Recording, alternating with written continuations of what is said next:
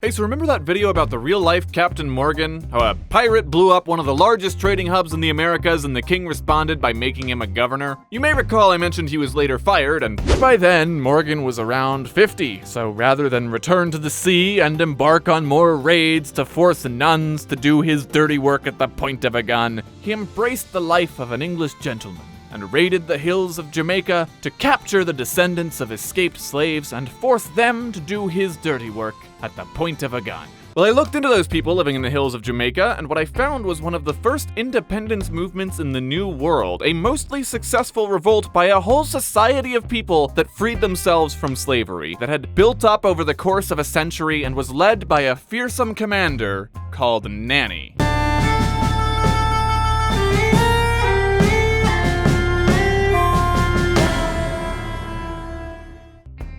Hello, Henry Morgan here to tell you about today's sponsor, Keeps. Nanny couldn't make it today because taking a national hero who fought to preserve her people's freedom from British slavery and putting words in her mouth to sell you hair loss medication was met with some skepticism in the proverbial office. But a refined English gentleman such as myself will be happy to tell you that Keeps is the best way to fight male pattern baldness. If your body's running on testosterone, chances are you're one of the 2/3 of men who'll lose some or all of their hair by the time you're 35. Keeps is your affordable alternative that delivers generic brand medication to your door. And trust me, your natural locks are a much better look than a powdered wig. I mean, seriously, that has got to be one of the weirdest fashion trends in all of history. Most of these guys had hair, but I guess they all wanted to look like old men. Now, of course, I think like anything else, your hair is part of how you express yourself, and wigs... Visit keeps.com/JackRackham. Get 50% off your first order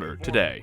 So these people called the Maroons have lived in Jamaica since pretty much the first person to be kidnapped and dragged across the ocean into what was effectively a forced labor camp decided to break free. See, the thing about Jamaica is you can't run away very far on an island. But there are a bunch of hills and mountains that the Europeans can't be bothered with settling. Over the years, escapes keep happening. Slowly, you've got a couple small towns getting started up there, and subsequent generations probably grew up looking at the mountains and hearing stories about, well, how life was probably still pretty difficult up there, but you got treated like a human being. Spanish lost control of the island in 1655, and in between their hurry to get off the island and the weeks before the English could really set up a whole new society, even more people start flocking to the Maroons. Then in 1673 to 1690, there were a bunch of slave revolts owing to the fact that a bunch of the slaves brought over to the colony were prisoners of war brought over from the Ashanti Empire, or in other words, trained soldiers. Now, although the Maroons weren't necessarily a rebel group per se, they probably raided and traded in equal measure just to get a hold of whatever they couldn't from the mountains. The English, including one Henry Morgan, made a point of capturing them, but that turned out easier said than done.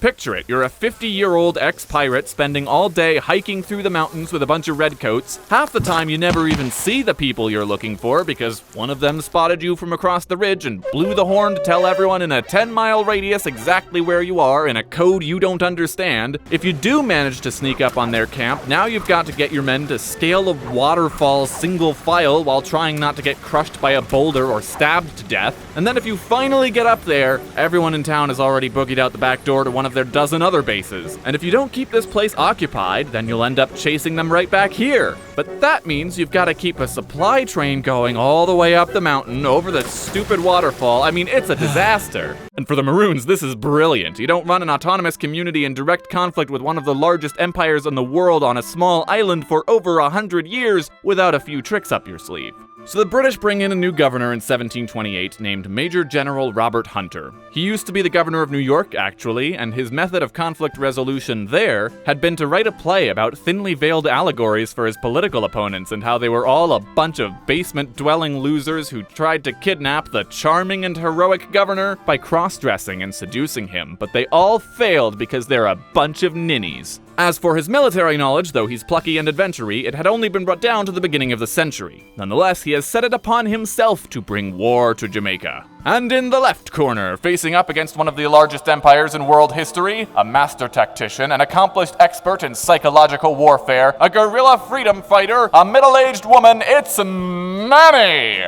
Where the mighty Queen Nanny came from is something of a mystery. It's believed that, like many Jamaican maroons, she was originally from modern-day Ghana, but her history was primarily recorded orally, and where there's oral history, there's bound to be improbable origin stories. Some say that she was never enslaved, either deciding that an English colony halfway around the world was a marvelous place to set up shop and coming into town with slaves of her own, or surviving the Atlantic crossing on a slave ship, but jumping overboard and swimming to shore on her own. The war was an absolute disaster for the British. Again, a lot of the details have gotten fuzzy over the years. I'm kind of pulling a Herodotus here and telling you about what kind of fun anecdotes I saw on somebody's blog post. If you want to sink your teeth into some real research, there's a helpful thesis by Michael Sivapragasam in the description. But then you wouldn't get to hear about how Nanny was supposedly such a master of camouflage and understanding terrain and maneuvering her troops that it was as if she'd charmed the trees themselves to cut off soldiers' heads. But she'd always leave at least one man standing, presumably that guy in the back who's been quaking in his boots the entire fight and forgot how to use his rifle. And she'd send him back to town to spread fear far and wide of the mighty Nanny. Soon the Maroons were launching counterattacks on British forts across the island, and Jamaica was placed under martial law. Now, there weren't actually a lot of white people in Jamaica, only around 2,000, and most of them were not the best at doing war, so at one point, the British had the bright idea of forming an enslaved militia.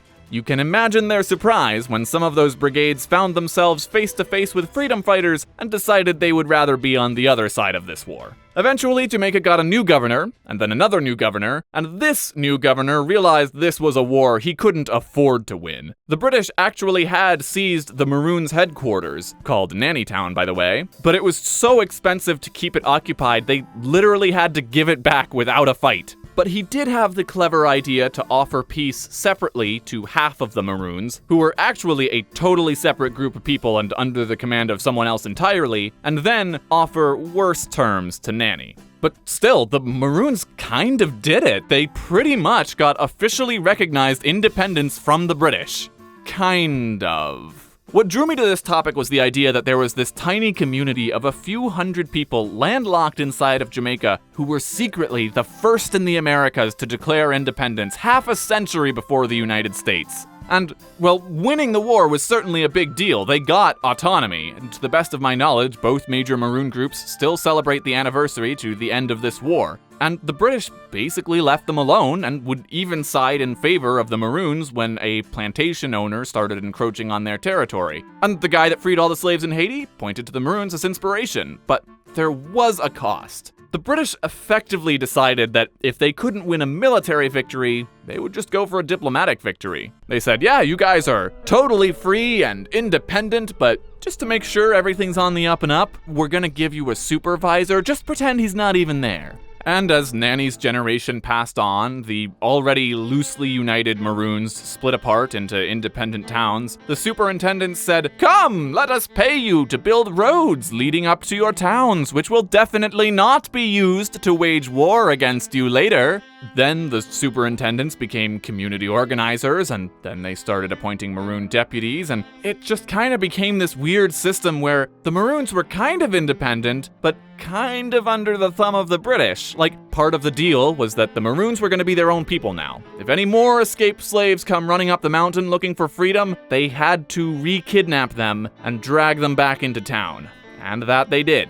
Anyway, I'm getting way beyond the scope of this video, but suffice to say, the Maroons won the war. The British governors were crafty little buggers, but the Maroons are still around today. As for Nanny herself, a man named William Kafefe claimed to kill her in 1733, but according to tradition, she was impervious to bullets, and/or could tap into the Matrix to catch them mid-air and shoot them back with her bare hands. And there was an official document probably referring to her in 1740. It's a little tough to tell, because Nanny was actually a title shared by a few women, but there's a decent chance she lived into old age, and now she's on Jamaican money.